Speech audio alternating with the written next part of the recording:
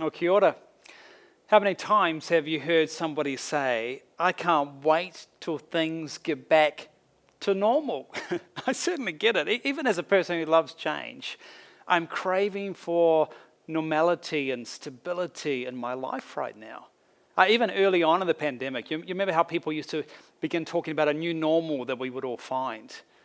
But nothing has been normal since the start of the pandemic. Consider like this year compared to even last year, radically different. And the only thing that seems normal is actually disruption, month after month of disruption. Today is Vision Sunday, and as we take some time to look forward to the future, there's this question we need to wrestle with. What if God doesn't want us to go back to the way it was? So it's not that the past was bad. Pre-pandemic as a church, we were enjoying a season of growth and joy and momentum.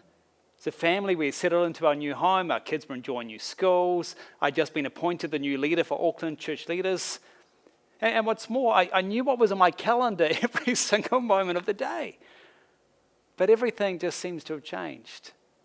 The past couple of years have been full of disruption after disruption. And I think we have to ask, but what if God wants to use this disruption to do a new thing? So we're in this season reflecting on the first 15 chapters from the book of Acts. It's an amazing story, isn't it? To see a group of 120 ordinary believers who sparked this global movement in just 30 years. And we're highlighting these 9 seismic shifts that led to this global movement occurring throughout the known world. So far, we've honed in on a couple of these. The first was about mission. The what? Seismic shift number 1 about the kingdom. The gospel is placed into the hands of ordinary people. And rather than get distracted by timings, people, or politics, or challenges, simply point people to Jesus through what you say and do. And then the second shift was about the how. Spirit. That you have the Spirit dwelling in your life, bringing the power and the presence of Jesus to renew your work, home, and neighborhood. So at the end of Acts 2, we saw this amazing story of a 2,500 growth rate as the church went from 120 people to 3,120 people. And that might kind of give us the idea that everything was smooth sailing for the church from there on in. But we would be wrong, because there were huge challenges and disruptions that came their way. And as you follow along in the story, we find that there are these disruptions that happen. In fact, I would be encouraging you to follow along this story. It's kind of a gentle reminder about our devotional guide so that we can kind of keep up with these things together. Today, I want to hone in on Acts chapter 8, one of those stories. You see, for the first 7 chapters of Acts, the stories all take place in Jerusalem. It was like the HQ for the early church, the focus of all their activity. The problem, of course, is that Jesus had given that really clear vision back in Acts chapter 1, verse 8, when he said, "You will be my witnesses, telling people about me everywhere in Jerusalem, throughout Judea and Samaria and the ends of the earth." And guess what? 7 chapters after Jesus gave this mission, the church is still centered in Jerusalem. And that makes sense, because this is where the early church followers, this is where they lived, this is where they worked. And while things stayed like they were, they continued to live within those constraints. But a massive disruption radically changed the scope of their mission. Listen to what happens here at the beginning of Acts chapter 8. A great wave of persecution that day swept over the church in Jerusalem, and all the believers except the apostles were scattered throughout the regions of Judea and Samaria. You might remember those 2 areas from Acts chapter 1, verse 8. We continue reading verse 3. Saul was going everywhere to destroy the church. He went from house to house, dragging out both men and women to throw them into prison. So all the believers have been scattered. It's incredibly disruptive. And here's also this man called Saul who's out to destroy the church, dragging men and women into prison. In fact, the verses just before this, back in chapter 7, speak about the martyrdom of Stephen, and Saul is right there overseeing the whole thing. It's a scary time for everyone in the church. And if I was a pastor at this time, I would have had every reason to fear. On a personal level, I'd be concerned about the safety of my family. I mean, where are they going to live? Are they going to be arrested? Am I going to be arrested? Am I going to be dragged away? At a church level, we'd be kind of thinking through about how's the church ever going to survive this? What might happen? We don't know where people are. We don't know what's happening in their lives. People's jobs are all up in the air. We don't even know where they are and what's happening. I can't think of a bigger disruption to life than what they would have experienced right here in Acts chapter 8. And of course, we can ask that question. I mean, how could anything good ever come out of something so horrid and disruptive? But glance your eyes down here at verse 4. But the believers who were scattered preached the good news about Jesus wherever they went. These believers lived out the first two shifts that we've seen already, kingdom and spirit. See, just because they weren't able to gather just as they had done before, just because things weren't normal in their lives anymore, just because the culture was now against them, just because they didn't have the stability that they once knew, their focus is on what they did have and what they did know, the gospel of the kingdom and the Spirit who indwelt them. So wherever they went, they preached the good news about Jesus. And guess what happened? Multiplication. That's our third seismic shift. The movement rapidly grew despite the disruption, even because of the disruption. See, Luke gives us a story about how this happened. He says, Philip, for example, in verse 5, went to the city of Samaria and told the people there about the Messiah. It says, crowd listened intently to Philip because they were eager to hear his message and see the miraculous signs that he did. Remember, Samaria is one of those regions Jesus had called them to go. And yes, it took persecution, but now they're actually there because of this persecution that happened. And so Philip witnesses what he knows. He shares this good news of the kingdom, and people respond. And Peter and John come to check what's happened, how these ordinary believers have now embraced the kingdom message. And the Spirit of God, we read, comes onto these ordinary believers, just as the Spirit came on people back in Acts chapter 2. It's reminding us how these seismic shifts happen for all people. And then interesting, the very end of the story, as we come into Acts chapter 9, look at what happens to Saul. Remember, Saul, we read earlier back in beginning of chapter 8, is dragging men and women to prison for their faith. But immediately after this event that we read about in Philip and Samaria, we read how God miraculously disrupts Saul on his journey, where he's actually on his way to have believers arrested. And Saul is utterly transformed into Paul the apostle, the key leader in this multicultural growth of the church. And again, this disruption leads to rapid multiplication. You see, who would have ever thought God would use disruption to multiply a movement of the gospel? You see, from this event, there were significant shifts that took place. There was a shift in locale where the temple is no longer the core gathering place for them, but rather they're now meeting in homes throughout different cities. It's a shift to decentralize the church. So rather than the church centralizing in Jerusalem, churches are now popping up everywhere throughout all these different cities. There's a shift here in ethnicity that we'll see in Acts as well. As the church moved from one people group, Jewish, to now multiple people groups. Incredibly diverse. There's a shift in the types of leaders where there's new voices that begin to emerge and they lead in new ways. And guess what happened? Well, believers multiplied, missionaries multiplied, churches multiplied. And in 30 years, this groundbreaking news of Jesus touched every city of the known world and began to transform every sphere of culture. You see, the story of Acts, it shows us how God can use disruption for gospel multiplication. And this is where the story needs to become personal to you and to me. See, what if this story isn't meant to finish at the end of Acts? See, what if God's not finished with us? What if everyone gets to be a part of what God is doing to renew people and places everywhere? And what if God doesn't want us to go back to the way things were? And what if the disruptions that we're all experiencing can actually lead to gospel multiplication? In early 2020, we heard the whisper of the Spirit say, See, I am doing a new thing. Now it springs up. Do you not perceive it? I'm making a new way in the wilderness and streams in the wasteland. It's a beautiful verse. It captured our hearts, our affections, our vision. Little did we know that the month after sharing this verse with you on Vision Sunday in February 2020, that the world would be significantly disrupted because of the pandemic. And of course, we're not celebrating the restrictions or the lockdowns or the difficulties, but a biblical lens begins to change the way we see disruptions. We begin to see how God can use disruption for gospel multiplication. And this year we hear the Spirit whisper to us again. Just after Isaiah says, I'm doing a new thing, Isaiah says, you will rebuild the deserted ruins of your city.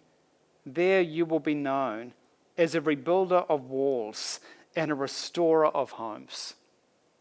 The original promise was that God's people, or when God's people are in step with God's purposes, well, then God's people can rebuild what's broken around them. You see, we believe that we're stepping into this rebuilding season. And it's going to take a whole lot of effort from all of us. Rebuilding lives, rebuilding homes, rebuilding places of work and neighborhoods and churches. And that's why our vision continues to be focused in three vision areas that I mentioned last year as we announced our new name of Grace City. And we identified three vision areas around that. You know, in fact, it's a week ago, 1 year this week that we changed our name. It might feel longer to you than that. We spoke about transform people, that we help people restore their identity in Jesus and discover the unique calling God has for them. You see, there's so much misplaced identity all around us. Our focus has to continually be to invite people to personally encounter God's saving grace for themselves and to allow this grace to transform everything about us. And then, of course, transform places. We're empowered to be agents of renewal wherever we are. And that's what we'll do. Always supporting people in this. Trying to delete the line that too often exists between faith and work and faith and home and faith and life. And then that third area, of course, was transform partnership. As our church partners with other churches and organizations to foster community and effective mission. You see, for too long, churches have largely seen each other, sadly, as competitors. And our vision is one of churches working together, celebrating the diversity of expressions and using all of our gifts and passions and opportunities to transform every sphere of culture and bring blessing to others. You see, when we step out as ordinary people, empowered by the Spirit, with the gospel in our very hands, we can see this multiplication of the gospel, even when there's disruption happening all around us. So this year, we're beginning 3 shifts, all about what it takes for us to rebuild in our city. The first shift is a shift towards hybrid church. So what is hybrid? Well, I'll think about a hybrid car for a moment. Hybrid car is a car with different fuel options. There's petrol and electric. Hybrid church effectively expands the different options that are available to people to be able to belong, thrive, and renew.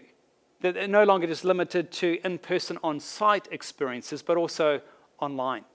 In fact, Dave Adamson, this Aussie friend of mine, defines it this way. He says, hybrid church is a fresh expression of church for a networked society where physical and digital experiences are seamlessly integrated into the lives of society. And isn't a large part of our life now done in a hybrid way? I mean, just think about the way you might shop for your groceries. It's probably a mixture of in-person where you walk the aisles, looking for what you need, or a click and collect, or it might be that you actually get them delivered. And perhaps the pandemic has even accelerated some of the ways that we have changed our habits of supermarket shopping. Well, I think it's just the way we seem to be doing life differently now too. So the beauty of hybrid church is that we're able to offer new opportunities to include more people who may not want to or able to attend in-person gatherings. It might be because of a disability. It might be because they're just worried about the strange place and the strange people that might be in that service. It might be because they're unwell. It might be because they're housebound. It might be that they're away at a family batch, or it might be because of their work schedule. A whole lot of different reasons. So what does a shift towards hybrid church involve for you and for me? Well, after the Omicron, virus peaks, we're going to continue to have in-person and on-site services and ministries. That doesn't change. What does change is we want to expand our services and ministries both in person and online. So we're going to continue church online. In other words, it's not a kind of just a backstop for when we don't have in-person gatherings, but we will continue to provide it and invest in it. On top of it, we're going to develop online tools where people can belong, thrive, and renew at times and places that aren't restricted to in-person and on-site. And additionally, we're going to encourage the development of household gatherings. Grace City and My Place as this long-term model where people can invite people who don't know Jesus right into their own homes. See, all this is going to require a shift in our thinking and our approach. My guess is we're going to develop new rhythms and grab these additional opportunities for both ourselves and for our friends to help them belong, thrive, and renew, to meet Jesus, to allow their lives to also be transformed by Jesus. So the first shift for rebuilding is a shift towards hybrid church. The second one is a shift towards multi-site. Now, multi-site church is simply a church that meets in more than one location. In many ways, we already function as a multi-site church. We have different service times, a growing hybrid expression with online and households around the city. But we believe we need to create new in-person gatherings around our city to enable people to gather at a location closer to where they live. It's best to think of these locations as additional mission outposts, enabling people to invite their friends more local to where they live. They're these mission hubs that are able to strategically allow people to renew the neighborhoods right around where they live. I like to use the phrase big little church to describe this. Providing the benefits of big, but keeping the feel small, becoming more localized, becoming more connected. This past year, we have, as you know, enjoyed our collective, where we have gone through our Mosaic series with the story of Joseph, Follow the Star. Remember how we did that with a couple of other churches.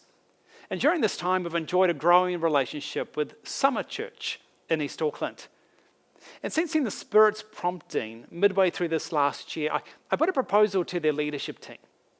And I asked them whether they would consider having Summit become part of Grace City, effectively beginning an East campus that we would call Grace City East. And it led to a lot of healthy discussions and dialogue and dreaming about possibilities. And three questions that we asked, kept right in front of us were, well, could we accomplish more together than separate? Would our community be better served by coming together? And of course, is this where God is leading us as churches? And the leadership teams from both Summit and Grace City answered with a resounding yes, yes, yes to all three of these questions. Following this, our Grace City board began the needed financial due diligence. And once that was satisfied, we formally invited the leaders of Summit to consider being adopted by Grace City, taking on board our mission, our vision, our values, and becoming a hub in East Auckland. This last week, their wider leadership team gathered all of their volunteer leaders to hear about that proposal. And today, Summit will hear about this proposal just like you are hearing it today too. Now, this proposal doesn't mean it's happening right now. And this is obviously a big step for Summit. And it requires the congregation to pray and reflect and then ultimately vote on the 3rd of April. But meantime, we asked some of their leaders, along with our leaders, to give their thoughts around this proposal. What makes this proposal so exciting for our leaders? Here's what they have to say.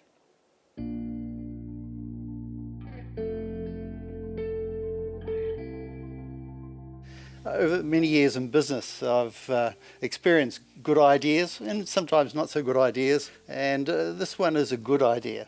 Things I've learnt in my time professionally is that you need to work with the head and the heart of people, but also you've got to capture people's imagination. Well, I actually went along with Jonathan to Summit to hear him preach this one Sunday. And on the way there, he said, hey, Nath, we're having lunch with the elders afterwards. I thought, good, a free lunch. I love it. And it actually turned out that he was talking about this proposal to the Summit elders. And I was dragged along. And I thought, wow, this is such an exciting thing because 2 is better than 1. My first thought was, what a wonderful opportunity for 2 different communities to come together and unite over a shared vision and values. Again, we thought that it really makes sense at a head level, but also at a heart level, because there's so much commonality in our churches. We'd been looking for a senior pastor for a while, so my first thoughts were, is this kind of the second best option now? But obviously, as we've come together as churches and seen the idea grow, it's become really exciting. It sounded like an interesting journey in terms for Grace City and for Summit. But also immediately the other side of my brain says, okay, there was the cautious side, and so that was in terms of the financial impact and the resource impact. Now, I've been on the integration subcommittee for Grace City, involved in this project, and I've been able to satisfy those concerns as I've gone through the due diligence process. As Grace City, we've been looking to go multi-site, and so this is really encouraging for us as a church as well. I was also really excited because it get to adopt the church that I grew up in, my home church. I am most excited to learn from the Summit team and what they do in their next gen space. I've loved the opportunity of already working together in some capacity. And I just wonder what God will do in the space when we're working together. You know, my church family will be expanding potentially. And so getting to meet new people and seeing how God is using them. I'm also really excited, particularly for youth. Combined youth nights, combined family camps. I just think about our leaders as well, where we can get the leaders from Summit, Grace City East, together with Grace City here and just talk about, dream about things, talk about potential for what we can have. We can grow with each other and learn from each other. You know, sharing resources, gleaning off each other. So I had the privilege of being able to visit Summit. Through attending that service, I learned so much about things that we can be doing better in our church. What an opportunity to further the kingdom of God. Being a multi-site excites me. You know, there is a similar approach to Grace City. There's similar theology. There is a sound financial structure, and they're good people. There's some challenges. No doubt there'll be some we can't imagine and that we'll bump into just naturally, and just we're dealing with human beings and diversity of locations and people. As we go, we'll be working through those together. Really grateful to have quite like-minded churches. You know, we really value the same things. We serve the same God, and I think that's really promising. You know, I love to solve challenges and problems, and I'm looking forward to working through that process. This is a significant decision for Summit. And so for them, you know, and for their leadership, they've shown that they're leading by God, and also an openness and a commitment in terms of this process of coming to a decision and bringing it to their congregation. I'm confident that these strengths will come together in order to achieve a greater purpose that God has for us. Yeah, I think coming together, we're going to have a lot of opportunities to serve with one another and learn from one another. Great church communities coming together, so obviously learning together, learning off each other, the different staff teams coming together and learning and growing together, but also the potential of Auckland-wide events that we can do together. Having a greater presence within Auckland. I think it'll just be a great opportunity to continue to serve our city and to work towards, you know, the Great Commission, to disciple people, to baptize people, to serve people, but in a way broader sense. To have access to resource and people and prayer and all these beautiful things, I think it's a huge opportunity to live out the gospel in our lives and in our communities. And I guess for me, I'm in quite a unique position in that I'm in both of these churches and I love both churches. It's a win for Summit, and I honestly can't think of anyone who is more visionary and creative as a leader than Jonathan. You know, he and I have been friends for more than 25 years, and I just so deeply respect him as a leader. And I think as the senior pastor of Summit, if Summit were to come under the umbrella of Grace City, it's a huge win for Summit Church moving forward, and that thrills my heart. At the same time, this is a massive win for Grace City, as Grace City looks to launch into this a vision of being a multi-site church, to start with its first campus outside of Green Lane, to start with an established congregation that's healthy and going well, with wonderful leaders and shepherds, with good, strong finances, and with its own building. It doesn't get any better than that. This is a win for both sides, and so I'm tremendously excited to see what God does as we consider this and talk about this and pray about this together. I love seeing the energy and excitement from so many leaders. Now, that this proposal, remember, it's not a done deal. It's in Summit's hands. And if they vote yes on the 3rd of April, they will become Grace City East. But if that doesn't happen, our vision is still to pursue a multi-site strategy. Just we'll continue to pray around the timing of the next steps, because that's ultimately in God's hands. So why is it that we think this is a good proposal as leaders at Grace City? Well, if I had to pin it down to 4 reasons, the first is that we believe we can accomplish more together. We're better together. It's the idea in Ecclesiastes 4 that 2 are better than 1 because they have a good return for their labor. You see, together we can create new opportunities like planting new faith communities across our city. Now, our city is expanding and we need more gatherings and churches across Tamaki Makaurau. We can expand outreach initiatives in our communities, our city, across the world. We can develop quality resources and discipleship for the next generation and leadership resources. We can establish a Grace City College at some point to train the next generation of pastors and leaders. A second key reason for us is that we see a strong commonality between our 2 churches. You can see 7 areas I've jotted down here on the screen, and we can see others as well. And I think this affinity that you can see here is ultimately because the founder of Summit and myself actually go back many years, probably around 20, 25 years. You already know his name. His name's Brad Carr. He's well known to us because he's one of our teaching team. Brad stepped down from being the senior pastor of Summit early 2019 when Brad sadly suffered some burnout. And though the church has sought to find a new senior pastor these past 3 years, they haven't been able to find a really good fit. Now, Brad and I have known each other for that 20 to 30 years and both graduated from the same seminary. We've served in the same church for a season. And we've met each month over the past 16, 17 years, sharing life on life and ministry aspirations together. So it makes sense that our DNA is actually really similar between these 2 churches, which is one of the reasons our leaders think Summit is such a good fit to be adopted by Grace City. There's a third reason that we see, and we see specific benefits for Grace City.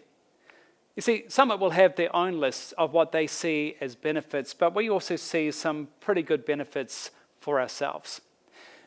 After all, it's a whole lot easier, isn't it, to begin our first multi-site via adoption than beginning from scratch.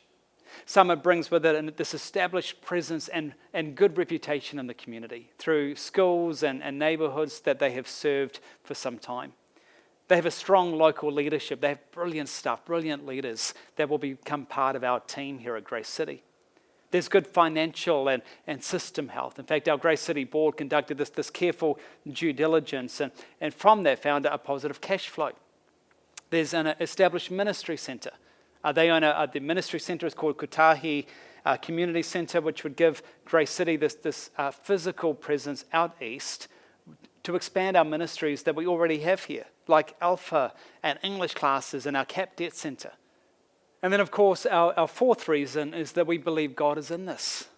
Psalm 127 says, unless the Lord builds the house, His builders labor in vain. You see, we sense the Spirit of God in this proposal. We sense it in the linking of hearts around a common vision of what's possible. We sense it in the ease of discussions, the shared dreams. We sense it in the providence of God, where we could build these relationships during our collective season, giving us a chance to get to know each other more. Now, I would imagine you'll have a range of questions as to what this might look like too. And two things that can help you with this. First of all, we've produced an e-booklet that you can download through the link on the screen or in the host feed right now, or even using your QR code. And while this is written for the Summit congregation, it probably provide a whole lot of answers to the questions that you might have as well. And then secondly, we've got a Q&A next Sunday night at 8 p.m. for everyone who attends Grace City. They can kind of come along, ask any question that you want. You see, as we look to rebuild, we see these three shifts. It's a shift toward hybrid church, a shift toward multi-site, and of course, there's one more to talk about. It's a shift towards serving the wider church. Now, this shift actually began a couple of years ago when I was appointed leader of Auckland Church Leaders. It's been so exciting and humbling to see how God is igniting a desire for churches to come and work closer together for effective mission. So I want to keep you in the loop of what's happening around the greater Tamaki Makaurau. First, we're now in the process of forming pastoral networks around our city to ensure pastors are able to connect in the regions and areas that they live in. We're gathering leaders from diverse churches to begin shaping a decadal vision for our city. And additionally, there's been a range of media engagements where we're seeking to convey a positive, united voice on radio and TV. We also have this Easter devotion coming up on the 6th of March, so on Wednesday. It's a chance for us to hear from church leaders across different denominations and ethnicities and sizes as we go through this Lent or Easter reflections together. And I'd encourage you to subscribe through the links on the screen and through our social media. You know, all this comes out of our vision as a church for transformed partnerships, because we realize that a divided world needs a united capital C church, to see churches coming together with this shared vision of a flourishing city, embracing the gospel that's placed into the hands of ordinary believers who are empowered by the Spirit. All this is designed for us to see tangible expressions of the kingdom in your lifetime and in mine. You see, when this happens, we will see churches filled with a diversity that embraces the riches of the culture so prominent in our city. Churches serving side by side, upholding the name of Jesus together. Christian business leaders influencing the economic systems of our day. The marginalized being served by those who have more because they're driven by a shared heart for God. The next generation finding their voice and purpose in the great call of the gospel. Creative gifts awakened and valued to bring honest reflection and hope to our city.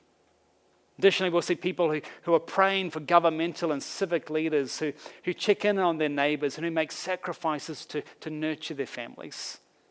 And we'll see communities of faith that embody aroha no, a love without constraint.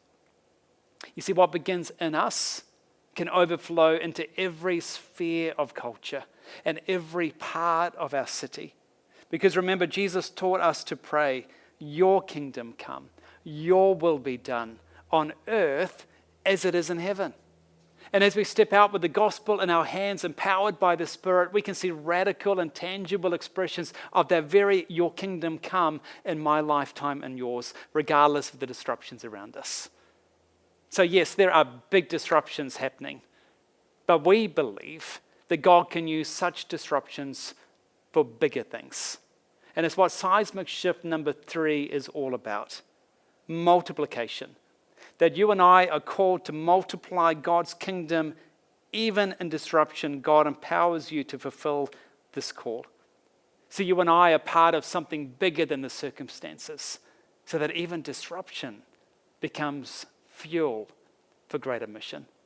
See, friends, this is the story of Acts, and it can be our story too. But it doesn't happen automatically.